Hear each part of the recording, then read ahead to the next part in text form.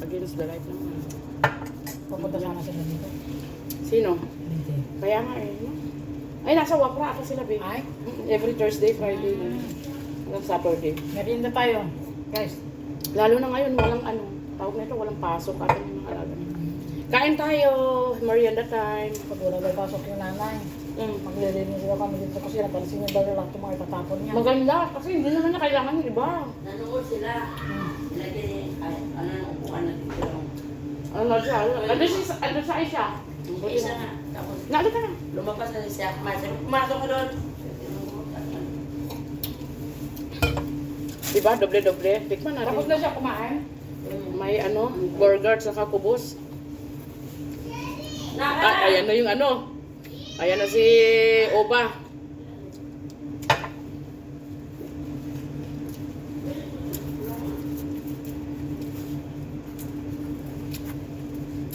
Kain tayo. Walang diet-diet ngayon. Mahirap mamatay na ano, gutom. Kaya kailangan kumain araw-araw. Wag kailangan kumain ng marami, wag tipirin ang sarili. Kasi hindi natin hawak ang ating buhay. Alam mo nung Amen! Amen! Alam mo nung hinatid ni Haya sa akin? Hoy, pakinig ka, anong hinatid sa akin? Butak. Kulang mo.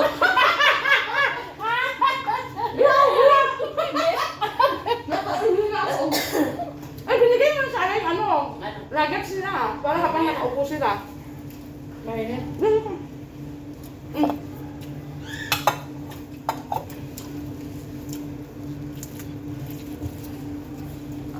Meh! Meh.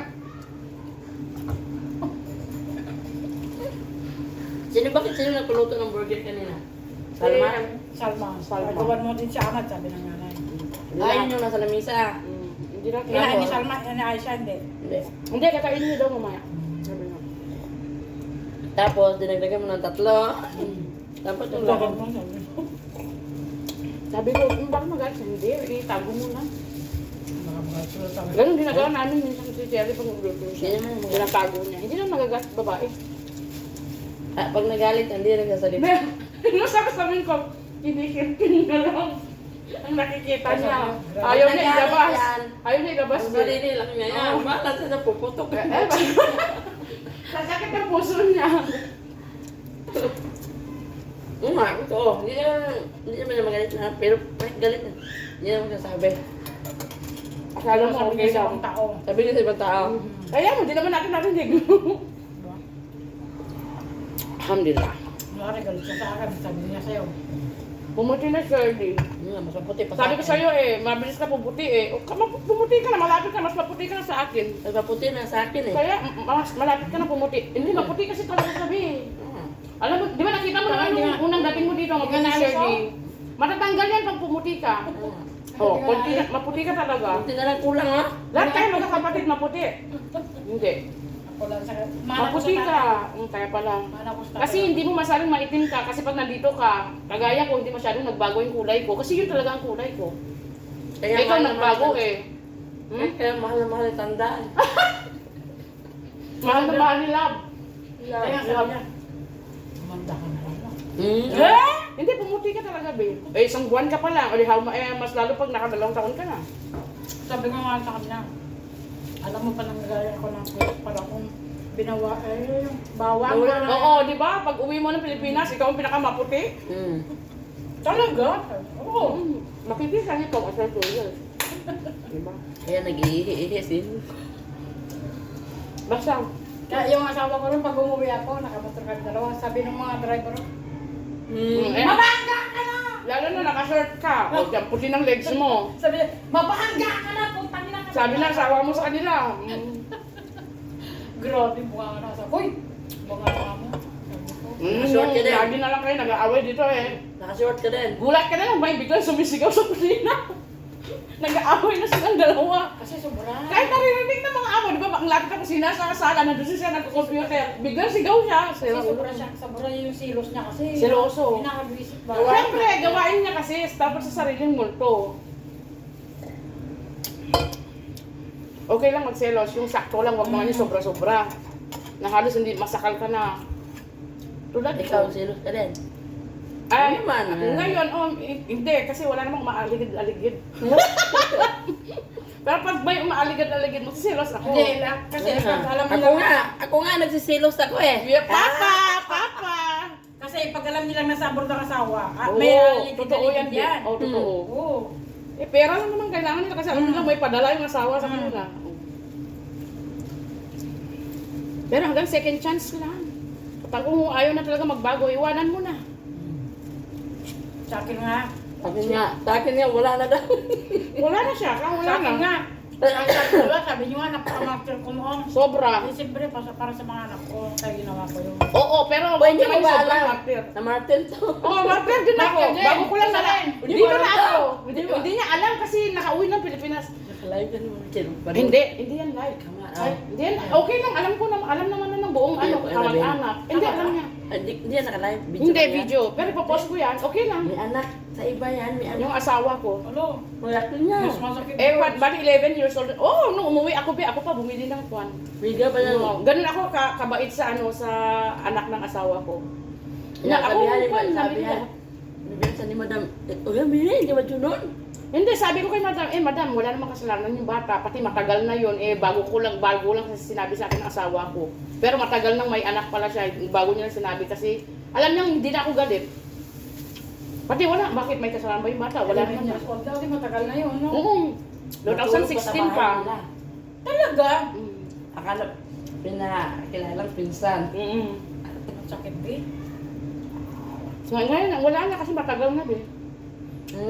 Nangyari Pero matagal ano na. pa yan? Wala, totoo be, promise. Hindi. Matagal na yun parang, kasi yung... Hoy, gusto ko nga sa anin yung bata. Kasi ang sweet-sweet ng bata. Ako nga sa hirap. Oo, yung bata, pero yung ginawa niya ba? Pero yung, Ay, hindi. Ngayon be talaga, promise be. Wala na sa akin talaga. kasi yung, hindi totoo ko yung sinabing, mapatawad mo yung tao, pero yung sugat, nandiyan pala yung Oh, sugat. pero wala na sa akin. Pag gagawin niya ulit, magkakasugat ulit. Pero wala na talaga, promise. Ha? Teacher. Nagsabay pa ka. Guli teacher! Goho! Nagsabay pa kayo. Ha? Ano? Hindi totoo be. Wala na yung sugat na pan, di ba? Kasi 2016 pa nangyari nung last year ko na nalaman na may anak siya. O di, asan na yung 10 years, halos 10 years nang nakaraan, wala na yung sugat. Pero pag gagawin niya ulit, magkakasugat ulit. Talaga. O yun ang sabi ko sa kanya, pag magloko ka ulit, wala na, wag mo nang asahan, patawarin kita ulit. Hindi naman na nagloko, last na yung 2016 na ano na. Yung asawa ko nga. Umuwi ako 2019, pinatawad ko. Oh, ginawa ulit. Ginawa ulit. Ah. After 2 months, di ba bakasyon ko? After 2 months, di ba bumalik ako? After 3 days, na hospital, nasuburan sa iyo. Oh, ayun nga yung kinento mo sa akin. Diba? Grabe, no? O tapos, ang dami kong, di ba, nung nasa Pinas ako, Mm. ang dami kong hirap talaga, gastos, hirap, utang dito, utang doon. May gana pa siya makipag-usap sa kabit. Diba? Nasa hospital. Kain ka.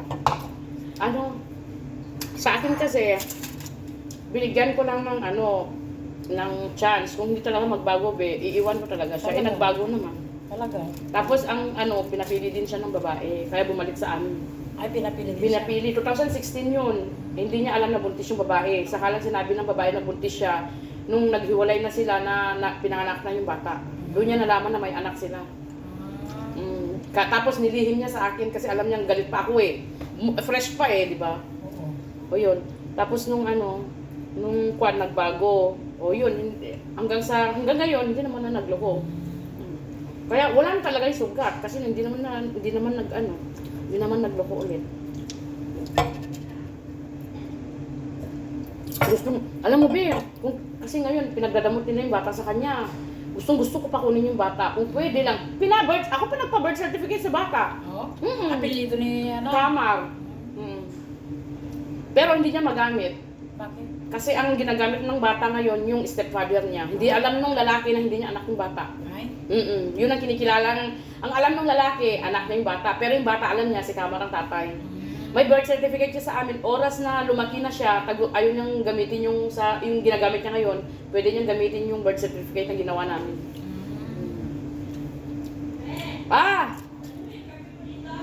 Diyan na tayo? Diyan tayo, be. Sige. Ay, maglagay tayo ng... Alika, doon tayo sa sala, be. Misilip siya sa mga teacher eh. Sige. Yung nanay sa Sige, sige. Yung pagkain ng mga anak ko. Sandali, lagay ko dito. Doon tayo sa loob.